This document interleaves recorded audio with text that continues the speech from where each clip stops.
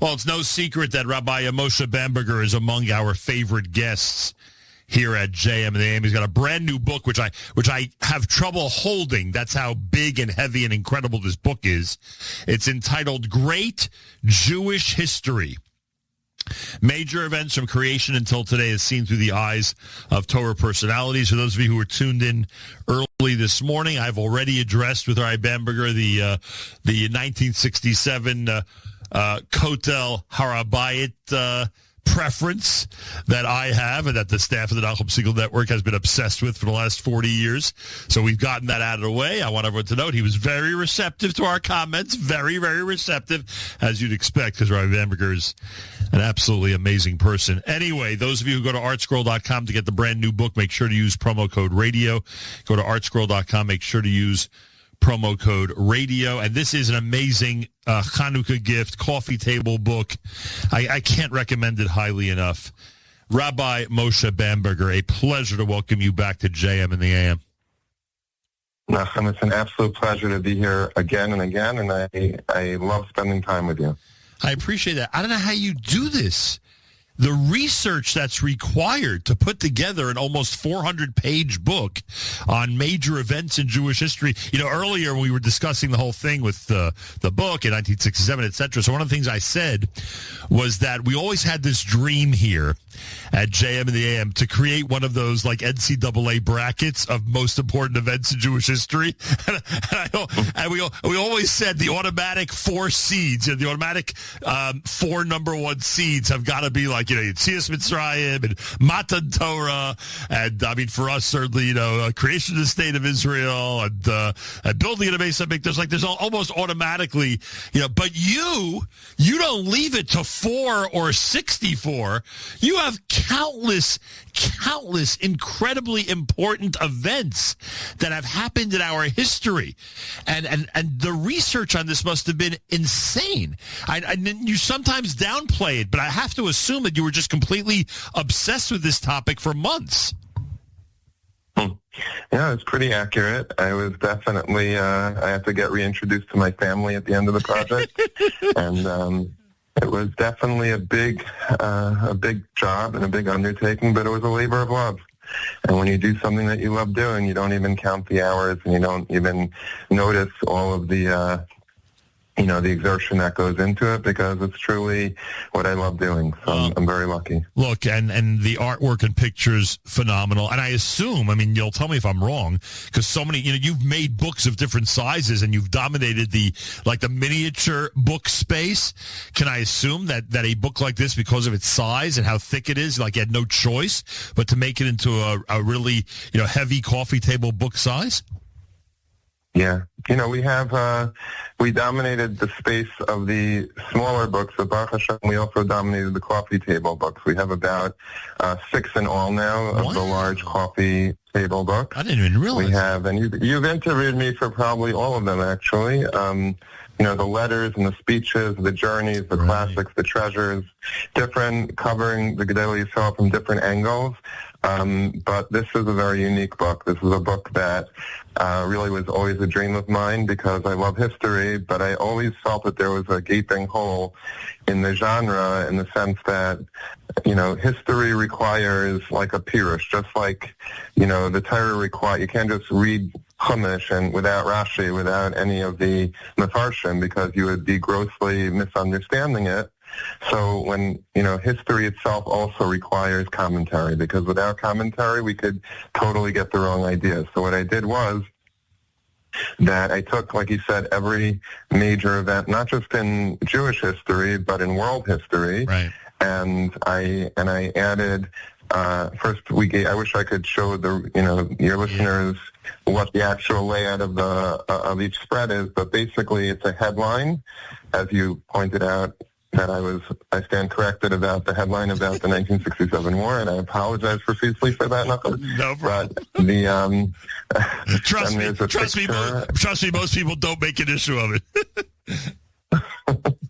And then I put a picture of the event, and then like a paragraph about the event, so you get like a feel for it. I put on the bottom of that paragraph a Ramban or a Rambam, just a one-line quote from Gedolei Yisrael, just to get like a feel for what really is the essence of that event, the takeaway. But then on the right side of the spread, I have different Gedolei Yisrael, like in three different, let's say, different blocks on the page, bars on the page. I have, three Gedolim and what they said about that event with full-color pictures and a lot of interesting sidebars and historical footnotes and so many, you'll walk away from this book after you finish it with a wealth of information that I think, really you'll be happy with. Look, just from every... Yeah.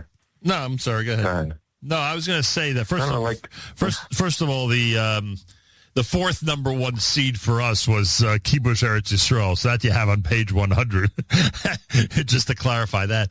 But the Halavai, based on what you just said, Halavai, if every adult and child in our community would just be familiar, forget about delving into every little aspect of each event, which you do brilliantly, and, it's certainly worthwhile, examining and reading through, etc. But just if you're making people aware of important events that have happened in the history of the world and the history of the Jewish people, for that alone, it's a major victory. Yeah.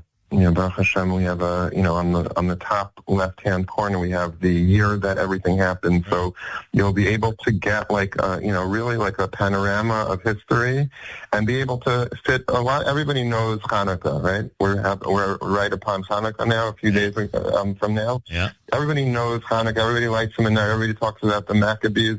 But how many people know when Hanukkah took place in history? I would love to do like a man-on-the-street interview and find out when people think approximately Hanukkah took place. And I would venture to say that many, many of us would not know. Right. And here you have a book that really just is able to put every event in history into the proper place. You'll just be able to know, what took place in what order. That alone is a very big accomplishment.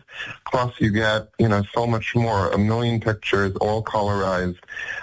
You have what Gedolei Yisrael said. You walk away with a hashkafa, with a Torah outlook on everything. And it's just, it's a breathtaking. I mean, I don't like to, speak about myself, but I think, and it's really not me. I promise you it's not. Somebody asked me, how did you do it? And I said, I literally don't know. I said, like, Hashem gives me the idea. He lets me sit, Baruch Hashem, by a computer and do some research. I do a little here, a little there, and all of a sudden the book comes out from ArtScroll. Well, the bottom line is it's brilliant. And the early part, by the way, gives everyone an opportunity to become even more familiar with some of the parshios we have. You have, Mama Rachel being buried near Beit Lechem, and you have Yosef resisting temptation. I mean, we're talking about parshios that literally we're going through right now, and Yosef becoming the head of Egypt, et cetera, et cetera. I mean, even those you're putting in historical context, and not that it's a bad thing, obviously it's not a bad thing, it's a very good thing when people learn about these events through Chumash, but when you do it from the perspective of the way you're presenting it, I think it gives people a different angle. And as you said, the commentaries that you include and the tidbits that you include, all those, make it a more enhanced experience, which I think is amazing. Also, some non-events get into your book. For instance, when Moshe's denied entry into Israel, which is a major event or non-event as it goes, these are really important, significant things that a lot of people just gloss over, and it may not even mean much to them when they're going through the parsha or hearing laning. But you paint it as a major historical event, and I think that's a key. Yeah. I also feel like it's important that I basically kept, I have a great graphic artist, Razy Zitter, so we worked closely together to make sure that, all of the headlines, and they're like a New York Times font, so it gives a feel on a gray background. It makes it feel like, you're sort of reading a paper in a certain way. Right. But the same size font from Bria Fa'ilam, from Akedah Yitzchak, all the way down the line, Tach V'Tat, Spanish Inquisition, the Holocaust, the COVID, everything from beginning to end has the same size font. So it's like, we're just basically reading through history. History, there's no, Hashem is running the world like he did from Matan Torah, from Yetzias Mitzrayim all the way till the 1967 war, the 1973 war. HaKadosh Baruch Hu is the same HaKadosh Baruch Hu that's always been watching over the Jewish people, and he loves us, and he creates miracles for us, and we live through miracles. There's no other way to explain it. Someone here is paying careful attention to page 92 where you talk about the Meraglim, another very, very sensitive topic here at the Nachum Segal Network. I'll have to get back to you, Rabbi Bamberger. We're going to examine it with a fine-tooth comb and get back to you. And of course, I'm having fun with you because you're one of those guests we can have fun with. By the way, it's no secret. It's a reality. And this goes all through the community. I'm not picking on the left wing of the community. I'm not picking on the right wing of the community. I'm not picking on anybody specifically. It's a known fact that we don't spend enough time studying Navi. And at least here, and I'm not saying that this is a replacement for the study of Navi, but you have to admit, at least here, if someone would go through the major events in Nevi'im and Ksuvim that you have here, they'd be much more, in many cases, they'd be much more familiar with that part of Jewish history than they are at the present time. 1,000%. I mean, I must admit, I am also, I went through the yeshiva system, and I love the yeshiva system, and I Baruch Hashem, flourished there. But, one of the chesronos, if you could say it that way, is that girls get to spend, I think, a lot of time on Nevi'im and Ksuvim, and boys don't. So we know Psukim and Nach through Gemara. Right. If the Gemara quotes a pasuk, then, you'll know it. But really, we should all be much more knowledgeable. In Eretz Yisrael, they have Chidon Tanakh, so everybody is, really fluent there with it, I think. But, in America, we focus more on Chumash, and then we jump to Gemara and Mishnah Berurah, but there's very, so this is hopefully going to give people at least the appetite to look into the actual original texts of Daniel and of Yeshua and of the Shaitim, and, that itself is very valuable. Rabbi Bamberger is with us. The book is called Great Jewish History. I'm highly recommending it. Go to ArtScroll.com. Make sure to use promo code radio. And I know you emphasized this before, but I've got to reiterate. You talk about historical events that are not necessarily Jewish. And a reminder, again, no matter where in the community one may be, the reality is there's always a Torah perspective. There's always a way for a rabbi who we respect to view specific events. In this case, I'm looking at your page about Apollo 11, where man steps on the moon. There is a Torah perspective of that, even though obviously it's not a quote-unquote Jewish event. And I know you have others as well in the book, but this is the one I saw at the moment. So I think it's really, that's an important message that everyone has to realize that there's a world perspective and there's a Torah perspective. Yeah, there was a famous Torah personality. His name was Mendel Kaplan. He's not one of the household name Torah personalities, but he's very, he's well known. He was a tremendous Talmud Chacham. He was a Talmud of Rasim in Europe, and then he escaped the war. He came to America. He became a Rosh Yeshiva in Skokie and a Rosh Yeshiva in Philadelphia. And, he was a brilliant man. ArtScroll put out a book about him called Reb Mendel and His Wisdom, also highly recommended. And when he first came to America, he was a rabbi in Skokie, in Chicago. And he had a room full of American boys, and he didn't really speak English. He certainly didn't read English. And, he was trying to communicate with them, but they weren't receptive to him because they didn't understand, his language. He didn't understand theirs, and he was trying to teach them Gemara, and they weren't interested. And he basically said one day to them, he said, listen, he brought in a Chicago Tribune newspaper. He puts it on the desk, and he says, boys, if you teach me how to read English, I will teach you how to read a newspaper.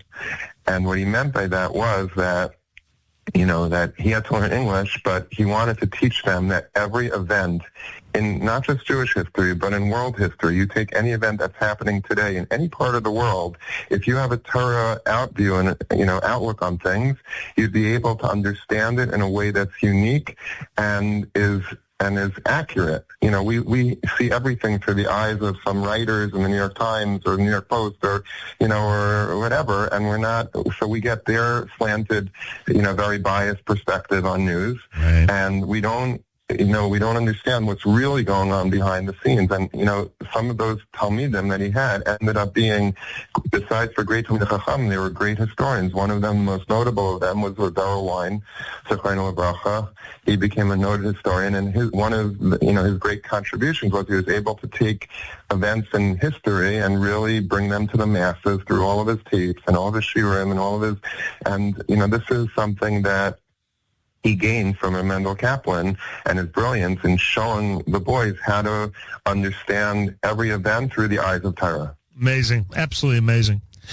The building sections, the Mishkan, the Batei Mikdash, were those more difficult than the others, or like any other?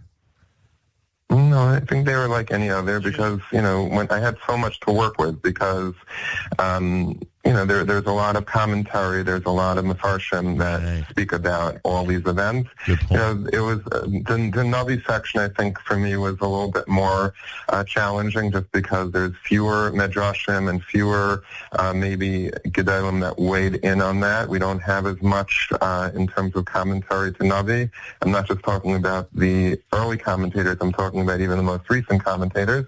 So that was, I think, the most challenging. And of course, the more recent events in history, the wars in Israel and the and COVID and the more recent events but Baruch Hashem, we always have had the benefit of having great rabbis who shared their lessons and their guidance with us, and so besides for getting an actual detail of the event, you also were able to walk away from it with seeing things a little clearer, some takeaways, some historical patterns that we see, other events similar to COVID and how the Gedolim in past decades, past centuries dealt with the plagues of Europe, and everything has its place, and we have an index in the back so you can really find anything. There's a lot of also interesting tidbits, like you said before, that scattered, peppered throughout the book that also is in itself very valuable. Like, for example, and I'm not going to explain it because the listeners should feel free to look at the book themselves and find all these things. But like, where did a Magen David come from? Is that, how did that become the symbol of the Jewish people? What's the background story of that? And then there's a sneh stone. I don't know how many people are familiar with it, but there's a rock that was found, and whenever you break it open, it always has a picture of the sneh that Moshe Rabbeinu met HaKadosh Baruch Hu for the first time at. And what's the background of that? What do Moshe Feinstein say about that stone? And there's so many of these little tidbits that are, I love those, those little juicy ideas that. That make classes so interesting. This is, I think, by the way, besides for being a beautiful Hanukkah present for your loved ones, it would also be great, and I can't stress this enough, that if every school, high school, in the Jewish high school system in America would have this book as their, instead of the world history books, the non-Jewish world history books that my kids, studied from, your kids probably studied from, that, I don't know if if you remember it or you've ever looked through it, but I've helped my kids, go through studying for tests and things, and, they bring home these books and they have Greek mythology, they have the Chinese culture, Confucius and all of his chachmas, and then they have, Egyptian Avodah Zaras, and you have to study for this, you have to do this for the regents, and you're literally bringing, like Gayashar, Avodah Zara, literally like an Issur D'Oraisa to study this stuff, but they have to study it, it's on the curriculum. And, if this book could somehow either supplement or substitute, those textbooks in our children's classroom, they would really, besides for, what do you walk away from those other books from? But this, our children would be able to have the benefit of knowing the panorama of Jewish history and a depth in Jewish history, and being able to understand, the events through the eyes of Torah, through what Gedolei Yisrael said, and all the fascinating, parts of our own heritage. Why do we have to study other countries that are even non-existent heritage, like when we can study our own? And besides, like you said before, we don't really study Navi enough. We don't study Jewish history enough. We don't understand what happened to our nation. We don't see the actual sweep of history. We don't understand what anything is, where anything belongs, and what does it mean for us in our existence. And Rabbi Yaakov Emden famously said that the greatest miracle of all the miracles, he said, more than Yitzias Mitzrayim and all the years that we spent in the Midbar, and more than Kriyas Yamsuf and the splitting of the sea, is the greatest miracle of all. Is not those. It's the miracle of our endurance in Galus. The fact that for 2,000 years we've been away from the Makam HaMikdash. We haven't had the Shekhinah with us. And yet we're somehow able, with all of the persecutions and all of the torture and all of the tragedies that mark our nation's history, we're somehow able to not just survive, but we're thriving. There's no room in the yeshivas anymore. There's no room in the Beis Yaakov. There's no room in the Kailolim. We have Hatzalah, and we have Chaverim, and we have, such great organizations, and from a people that were left for dead, just 70, 80 years ago, and look at us today. This is the greatest miracle of all. Rabbi Moshe Bamberger, he has dominated the small, the miniature small Jewish book space and the Jewish coffee table book space, and this one belongs in the latter. It is an amazing, brand new, large coffee table book from ArtScroll. Great Jewish history. It's a great Hanukkah gift, a great bar mitzvah gift, and as Rabbi Bamberger recommended, high schools and schools in general should really think about incorporating this into their curriculum. Major events from creation until today is seen through the eyes of Torah personalities. Rabbi Moshe Bamberger. It is at artscroll.com. Make sure to use promo code radio. artscroll.com, promo code radio. Any reaction? I don't know how many days this has been out, Rabbi Bamberger. Any reaction yet? People are really, really, really loving it. I mean, I've gotten so many emails, so many texts, so many people from all walks of life that are really enjoying it. There's so much to this book that, people of all ages, children of all ages, as they say, have what to take away from. Some people said their kids are addicted to it. They just keep on reading it again and again and looking at the pictures, even if they can't read yet. They're looking at the colorized pictures. We have literally, many, many, many hundreds of pictures. Many of them have never been even printed yet in history. Certainly not in a colorized way.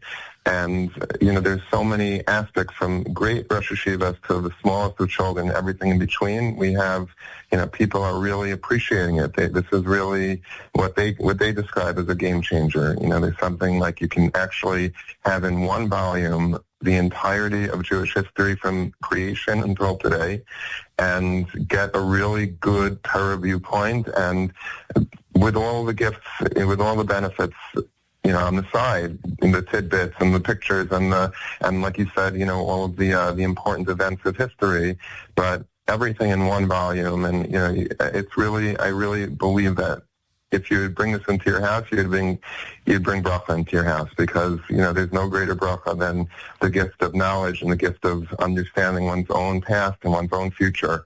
And I think that this book will really provide all of that. Well, like I said, we're highly recommending it. What's doing in Queens? Do you still have an overflow crowd Shabbos morning in your synagogue?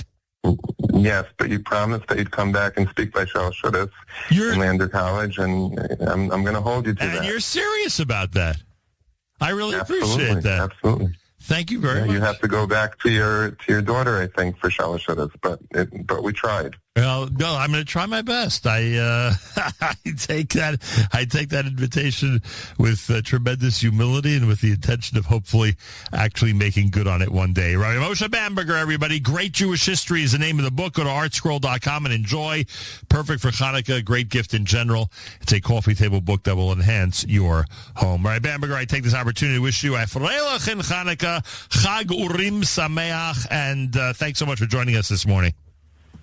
Nachum, just one thing. I just want to thank you for all you do for the Jewish community at large, everybody, gets so much from you. When I was a kid, I remember my mother, who's Kanai Nahara in her mid-90s, she used to drive to work or drive us to school, and Nachum Siegel was always on the radio.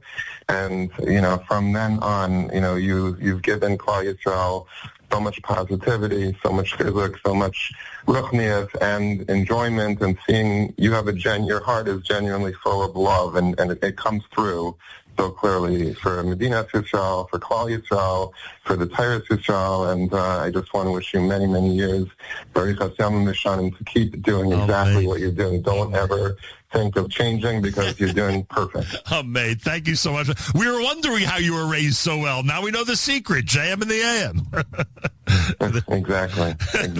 Thank you so much. Much appreciated, and your words are really appreciated. All right, Moshe Bamberger, everybody, go to ArtScroll.com. You can order all his books, the small ones, the big ones. Every one of them has great text and great pictures. A lot of work must have gone into this. I think he underplayed just how much research and how many months and how devoted he had to be to this project to really make it what it in fact is. So a real tribute to the incredible effort by Rabbi Bamberger. Get all his books. Go to ArtScroll.com. And, of course, you know the rule. Always use promo code RADIO. More coming up. It's a Thursday, believe it or not. And you're listening to JM in the AM.